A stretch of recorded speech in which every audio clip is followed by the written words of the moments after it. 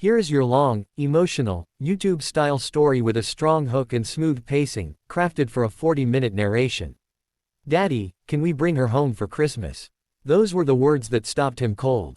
Words spoken softly, trembled out of a little girl who had no idea she was about to change 3 lives forever. If you're hearing this, stay with me to the end, because this story will stay with you long after the video ends. And if you feel your heart tug even once while listening, don't forget to like this video and subscribe. Stories like this deserve to be heard. It all began on a gray December afternoon. Snow drifted lazily over the sidewalks as Daniel hurried through the grocery store, pushing a cart with one hand and holding his daughter Lily's mittened fingers with the other.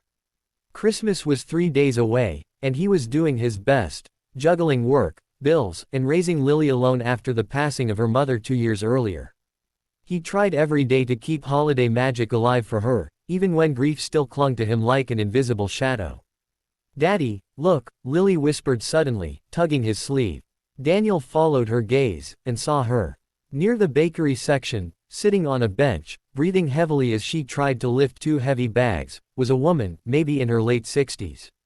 She was obese, visibly struggling, cheeks flushed from exhaustion, knitted scarf wrapped unevenly around her neck. Her eyes, deep brown and tired, held the unmistakable sheen of someone who had cried recently. People passed by her without a second glance, irritated that she was, in a way, pretending not to notice she was alone. Utterly alone. Lily tilted her head, her curiosity innocent and piercing. Why is she sitting by herself? Where's her family? Daniel felt a pang he couldn't quite explain. I don't know, sweetheart. As they walked closer, they overheard 2 employees murmuring nearby. That's the widow who lost her husband last year, right? Yeah, poor woman. I think she's been having a hard time since. Comes here just to get out of the house. And she can barely lift her groceries. Lily's brows furrowed. Daddy, can we help her? Please. Daniel hesitated. He had things to do, dinner to prepare, presents to wrap. But something in the girl's fragile voice pushed him forward. They approached. Ma'am, do you need a hand? The woman looked up, startled.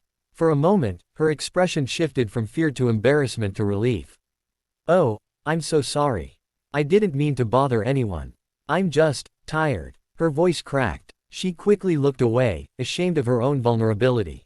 Daniel knelt to pick up her groceries. No bother at all. Let us give you a hand. Lily smiled warmly. I'm Lily. What's your name? The woman wiped her eyes with trembling fingers. Margaret, she whispered. And that is how their story began. They carried her groceries to the car outside. Daniel noticed her coat was too thin for the freezing wind. She shivered constantly. She moved slowly, like every step caused pain. And yet she apologized, over and over, as if simply existing was an inconvenience to the world. Before she got into her car, Lily looked up at her with the tender seriousness only a child can express. Miss Margaret, will you be alone on Christmas? The woman froze. Her lip quivered. And she gave the smallest nod. Lily stepped closer, pressing her mitten into Margaret's palm. Then came the question that cracked Daniel's heart wide open. Daddy, can we bring her home for Christmas? Margaret's eyes widened. Daniel inhaled sharply. He knew what Lily meant. Not out of pity, not because she saw someone different, but because she saw someone hurting. Someone who needed family. Sweetheart, Daniel began carefully. He didn't want to promise something he couldn't keep.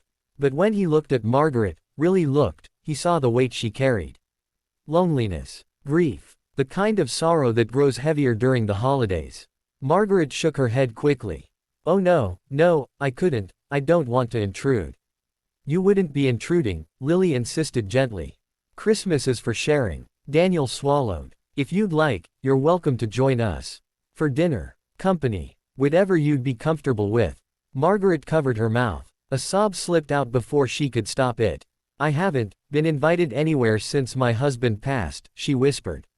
You don't know what this means. And so, 3 days later, Christmas morning arrived. Margaret came to their little home, wearing the same old coat, but this time with a shy, hopeful smile. Daniel had cleaned the house twice over, and Lily had drawn a handmade welcome card with snowflakes and little hearts. Dinner was simple but warm. A small tree glowed in the corner. Music played softly. Laughter, real, healing laughter, filled a home that had felt too quiet for too long. Margaret told stories of her late husband, how they used to decorate gingerbread houses together, how he loved carols, how Christmas was always their favorite holiday. She didn't cry when she spoke of him. Not this time. Daniel shared memories of his wife, and Margaret listened with kindness that felt like balm to old wounds. At one point, Lily crawled onto Margaret's lap as if she'd known her forever, and Margaret held her like a grandmother she never had. This, Margaret whispered softly, looking around the table, is the first time I've felt part of something since he died. And Daniel realized something important. They had rescued her, but she had rescued them, too. Christmas ended, but their bond didn't. Margaret became part of their lives, small dinners, weekend visits, helping Lily with school projects. She wasn't just a guest anymore.